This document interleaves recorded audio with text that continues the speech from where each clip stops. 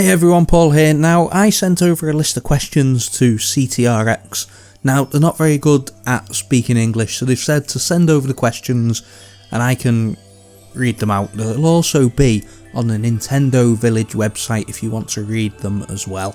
So make sure you head over there, link will be down in the description. So I started off by saying thank you for taking the time to chat with me like this about 4-year Mario Maker level, Sands of Time. I've got to say the first thing, I love the idea of a day and night level, although I'm still traumatised by Carl Sagan's Win level. Did you decide on a day/night mechanic before designing the level? And they said yes. I thought I could make some interesting gimmicks by combining the constant unidirectional wind with the unique action of the new Super Mario Bros. U. So then I replied, I love the traditional feel of the level, the difficulty was just right. Did it take much play testing to get the difficulty right? And they've said after countless test plays, I can no longer recognise how difficult this course is, as always. Now, I feel with that, and if you've made a level before, you can understand that completely. The first couple of times that you're playtesting your level, it may be hard, but then you get a sort of muscle memory. And as well, because it's your level, you know exactly where the things are, you know exactly how to do it, you know the thought process behind it.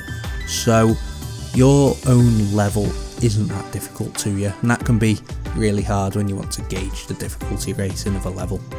So then I replied, I love the spawn blocking mechanic that you use during the level, the way that killing an enemy makes you feel like they were guarding an item. Can you explain how that works? And they've replied saying I use the entity limit, a technique already well known. Since this level is Metroidvania, I thought it would be cool to get an item instead of a key when you defeat an enemy. I agree with that. It felt a little bit special how you got an item popping up from the pipe. Now, entity limit basically means, for those that don't know, what you do is off screen somewhere you flood the entity limit basically, so you put as many enemies as Mario Maker will allow, and that stops any more enemies from spawning. I'm not sure if it's 100 or 200, please correct me down in the comments section. But what that does then, you kill an enemy and instead of there being 100 enemies and it's reached the limit, it goes down to 99 and then it can spawn one item from the pipe. Items and enemies are in the same entity limit. So then I said, did using so many entities make the level design difficult? And what they said was not really. What was the most struggling, what they were most struggling with was keeping the parallel world minimal and beautiful. And I can agree with that. It did look a bit bland, but the way that it looked bland was, it was a good thing. They never flooded the world with enemies and there wasn't any enemy spam or anything, and it really allowed you to concentrate on where you were going and what routes you were taking. I really enjoyed this level. So then I replied, I couldn't find a 4-year Mario Maker cake in the level. Unfortunately I couldn't find it, but managed to take the red Yoshi back to the beginning. I think that I could find it with more time, but was scared of losing any progress. Did you struggle to hide the cake in such an open level?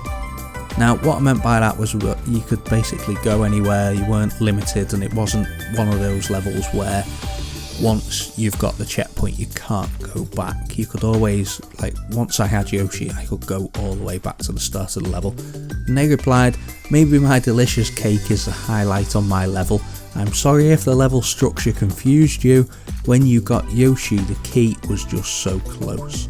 So that makes me want to go back to the level. So what I'm going to do is every single level out of this week I'm going to stream on YouTube. So make sure you hit the subscribe button to be notified when we go live. I've said how long did it take to build, and they've said a few weeks.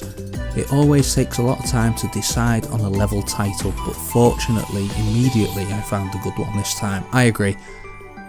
It was such a good, it suited it so well, and the thumbnail was brilliant, the Sands of Time, and how it was like an hourglass. It just looked perfect. Everything about this level was awesome.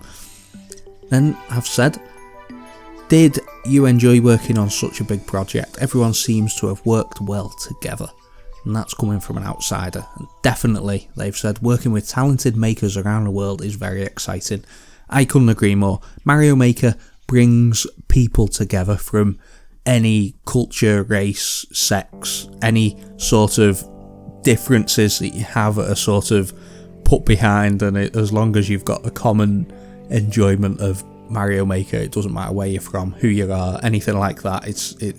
It really is a great community and something to be proud of, basically. What do you have planned next for a new level, is what I asked them. And they've replied, I plan to continue making the rest of Super CTRX World. Traditional levels with playful mind. I'm currently working on World 3. So that is awesome. We're going to have to check that out in a video series once 4-year Mario Maker's finished. And I've said thank you. Once again, thank you for such an awesome level and taking the time to answer these questions. And they've replied, no problem.